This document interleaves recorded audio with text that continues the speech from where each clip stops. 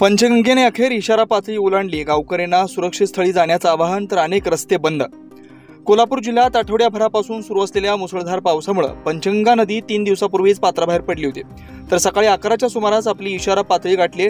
पंचगंगा नदीची पाणी पातळी 39 फुटावर गेली असून पंचगंगा नदीची वाटचाल धोका पातळीकडे सुरू झाली आहे। पंचगंगेची धोका पातळी 43 फूट असून जिल्ह्यात आतापर्यंत 84 बंधारे पाण्याखाली गेलेत, तर कोल्हापूर रत्नागिरी राष्ट्रीय महामार्गावर शाहूवाडी तालुक्यात मलकापूर शेजारी जाधववाडी येथे 2 फूट पाणी आल्यानं महामार्ग बंद करण्यात आला। पर्यायी मार्ग असलेल्या अनुस्कुरा घाट मार्ग ही वरणमळ येथे बंद झालाय।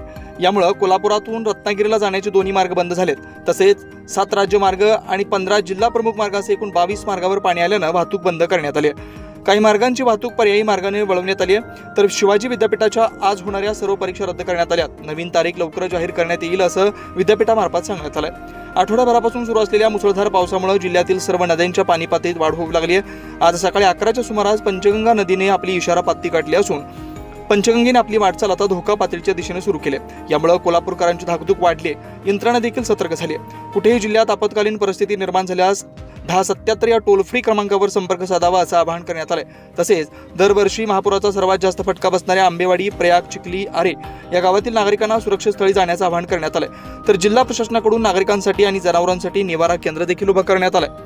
शिवाय एनडीआरएफची एक तुकडीही कोल्हापुरात दाखल झाली आहे। सोबत आपत्ती व्यवस्थापन विभागाच्या स्वयंसेवकांची टीम देखील सतर्क झाली आहे। कोल्हापुरात जिल्ह्यात सध्या मुसळधार पाऊस सुरू आहे। यामुळे जिल्ह्यातील राधानगरी, पाणलोट क्षेत्रासह आजरा, गगनबावडा परिसरात मोठ्या प्रमाणात पाऊस सुरू आहे। परिणामी राधानगरी धरणाच्या पाणी पातळीत झपाट्याने वाढ होते। राधानगरी धरण सध्या 82.70% भरलंय। धरणातून 1450 क्युसेकचा विसर्ग सुरू आहे। यामुळे भोगावती नदीसह पंचगंगा नदीच्या पाणी पातळीत झपाट्याने वाढ होते। प्रशासनाकडून खबरदारी म्हणून नदीकाठच्या गावांना सतर्कतेचा इशारा देण्यात आलाय। हवामान खात्याकडून आजही जिल्ह्यात येलो अलर्ट जारी केला। यामुळे जिल्ह्यात मुसळधार पाऊस राहणार आहे। अशाच ताज्या अपडेटसाठी महासत्ता न्यूजला सबस्क्राइब करा।